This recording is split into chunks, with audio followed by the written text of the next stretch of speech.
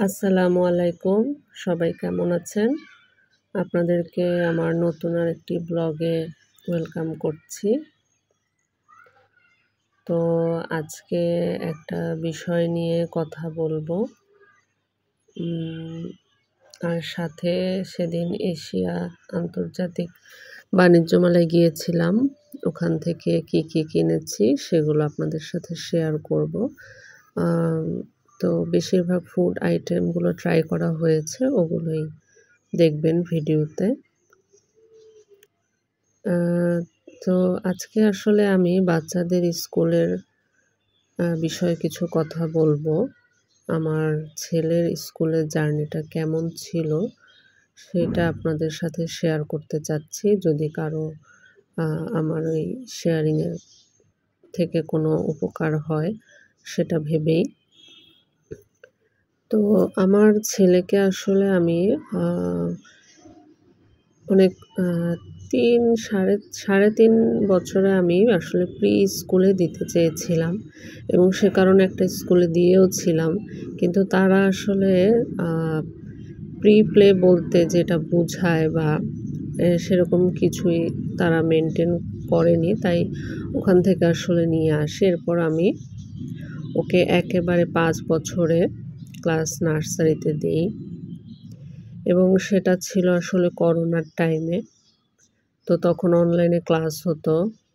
তো সেই অনলাইনে ক্লাস তো বুঝেনি। কেউ স্কুলে যাওয়া হতো না আরকি, অনলাইনে যেটুকু শিখেছিল। তো ৫ বছরে নার্সারিতে দেওয়ার কারণে হঠাৎ করে আমি দেখলাম যে সরকারিভাবে ৬ বছরে আপনার ক্লাস 1 এ দিতে হবে। তো আমি তখন চিন্তা করলাম যে ওকে আর আমি তাহলে কেজি পড়াবো না। ওকে সরাসরি 1 এই দিয়ে দিব। তো সরকারি স্কুলে দিয়েছিলাম আ লটারিতে। তারপরে আধা সরকারি স্কুলগুলোতেও দেওয়া হয়েছে, প্রাইভেটেও। তো ওর একটা সরকারি স্কুলে হয়ে যায়। আলহামদুলিল্লাহ।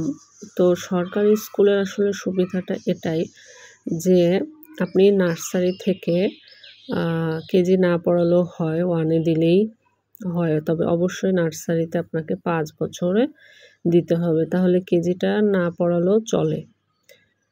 কারণ হচ্ছে সরকারি স্কুলে বাচ্চাদের পড়ার চাপটা আসলে অনেকটাই কম থাকে অন্য স্কুলগুলো থেকে। তো এখন আলহামদুলিল্লাহ আমার ছেলে ক্লাস 3 তে পড়ে এবং ও আসলে ওর চাপটা অতটা বেশি না।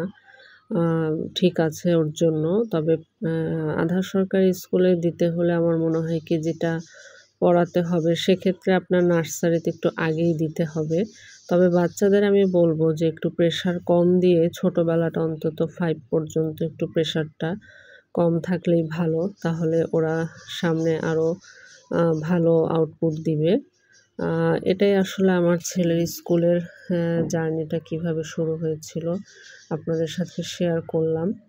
আ যদি কারো মনে হয় যে উপকৃত হবেন, তাহলে আমার এই শেয়ারিংটা সার্থকতা পাবে। আর আমার এই মেলা থেকে কেনা ফুড আইটেমগুলো কেমন লাগলো অবশ্যই জানাবেন। সবাইকে ধন্যবাদ।